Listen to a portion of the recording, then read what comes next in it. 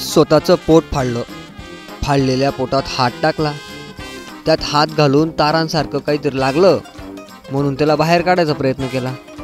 नंतर ते पोट पण स्वतः शिवलं आणि मग शेवटी सगळं गणलं म्हणून स्वतः डॉक्टरकडे चालत गेला. तुम्हाला हे सगळं सपशेल खोटं वाटन, पण हे खरं आहे बॉस. यूट्यूब पाहून तुम्ही अभ्यास केला असन, स्वयंपाक पण केला असन, लईच लई तर गाडी किंवा मग एखादं मशीन ठीक केलं असन, पण या पट्ट्यानं यूट्यूबचा व्हिडिओ पाहून थेट स्वतःचा पोटाचं ऑपरेशनच कलन भो. पण या पलांना अशी डेअरिंग केली तरी का बरं? हा खतरों के खिलाडी आहे तरी कोण? हेच या व्हिडिओतून इसकटून पाहू. देगी में ऐसी क्या दिक्कत है, हम कहा दर्द दे रहा हूँ. जब मैंने हाथ दिया भीतर, हम तार है बहुत पतला, एक तार है बहुत पतला. तो काई से काटा था ये आपने? खींचो वो निकल ना. फिर भाई फोन नस्सिर किसी. यूट्यूबचा व्हिडिओ पाहून पोट फाडणारा यो भाऊ यूपीतला मथुरातला आहे. 32 वर्षाच्या या भावाचं नाव राजाबाबू आहे. करामती राजाबाबूचं BA पर्यंत शिक्षण झालंय म्हणे. मेन म्हणजे राजाबाबूचं लग्न पण झालंय. लहान लेकरापेक्षा बालिशपणा करणारा राजाबाबूला 2 लेकरं आहेत. थोडक्यात काय तर राजाबाबू नावाचा हा माणूस चांगला शिकेल सवरेल आहे. मग याने असं का बरं केलं असेल बरं? असा प्रश्न तुम्हाला पडला असेल ना, तर मग ऐका. त्याचं झालं असं की राजाबाबूचं 18 वर्षापूर्वी अपेंडिक्सचं ऑपरेशन झालं होतं. त्याच्यातच आता अचानक त्याला पोटदुखीचा त्रास सुरू झाला. राजाबाबूचं पोट बेकार दुखत होतं. त्यांनी ते डॉक्टरला पण दाखवलं, पण राजाबाबूला काही फरकच पडत नव्हता. पट्ट्यानं अल्ट्रासाऊंड पण केलं, गोळ्या खाल्ल्या, पण तरी पोट दुखणं काही कमी होत नव्हतं. शेवटी भाऊने स्वतःचं ऑपरेशन करायचं ठरवलं. याच्यासाठी राजाबाबूनं पद्धतशीर यूट्यूब व्हिडिओ पाहिले.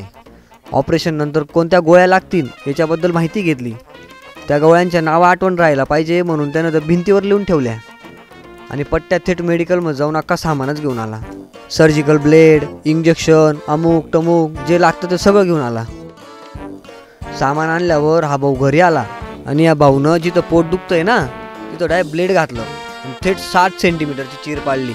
म्हणजे थेट पोटच पाडलं आणि फाडलेल्या पोटात स्वतः हात घालून नेमका प्रॉब्लेम काय ते बघायला लागला. बाबाऊ, काय मरणाची डेअरिंग. स्वतःचं पोट स्वतः फाडलं आणि फाटलेल्या पोटामध्ये अजून हात घालून नेमकं मॅटर काय ते बी चेक करतो. म्हणजे अनेकांना हे खरं वाटणार नाही, पण हे खरं आहे भाऊ. सामान काटे वो काटे के आए ब्लेड तो ब्लेड तो काट देते. इंजेक्शन में नेट पर तो मथुरा दे गया. मथुरा से लेके आए थे तो अपने आप लगा लिया इंजेक्शन. अपने आप आपने आप ऑपरेशन कर लिया? हाँ कर लियो. तार निकल जाए तो अच्छा. तो कहीं पढ़ा था तुमने ये सब चीजें? अब कैसा अनुभव कर रहे हो, कैसा लग रहा है? ठीक है. दर्द हो रहा अभी? दर्द है करो. पोटात हात घातल्यावर याला पोटात तारासारखं काहीतरी जाणवलं. याने त्याला बाहेर काढायचा प्रयत्न केला. आता तो तार होता की आतडी होती देव जाणे, पण ती काय बाहेर आली नाही.